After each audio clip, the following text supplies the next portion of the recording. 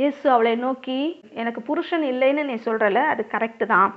ஏன்னா உனக்கு 5 புருஷன் இருந்தாங்க இது வரைக்கும்.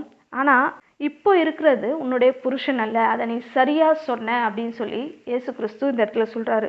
அதை கேட்ட உடனே இவளுக்குள்ள ஒரு ஆச்சரியம். எப்படி இவர் புதுசாக இப்போ தான் இந்த சைடே வராரு, இவருக்கு எப்படி என்னை குறித்து தெரியும், அவர் தீர்க்கதரிசியாக இருப்பாரோ அப்படின்னு சொல்லி அவள் ஆச்சரியத்தோடு பார்க்குறாள். இந்த இடத்துல இந்த பெண் 5 புருஷனை உடையவளாக இருக்கிறாள், 5 புருஷனோட வாழ்ந்தவளாக இருக்கிறாள். ஏன் அவள் 5 புருஷரோடு வாழ்ந்திருக்கிறா? ஏன்னா அவளுக்குள்ள ஒரு தாகம். நம்ம இதை குறித்து ரொம்ப யோசிக்கிறதே கிடையாது இல்லையா? எப்பவுமே வாசிப்போம், கிறிஸ்து அந்த பெண்ணிடத்துல கேட்குறாரு, அந்த பெண் தாகத்துக்கு தான் சொல்லி கேட்குறாரு. அந்த பெண் ஊருக்குள்ளே போயிட்டு ஆட்கள் கிட்டலாம் சொல்கிறாரு, அதை மட்டும் தான் பார்ப்போம். ஆனால் அந்த பெண்ணுடைய வாழ்க்கையில் எப்படிப்பட்ட காரியங்கள் நடந்திருக்கோன்னு நம்ம யோசிக்கிறதே கிடையாது. இவளுடைய வாழ்க்கை எப்படிப்பட்ட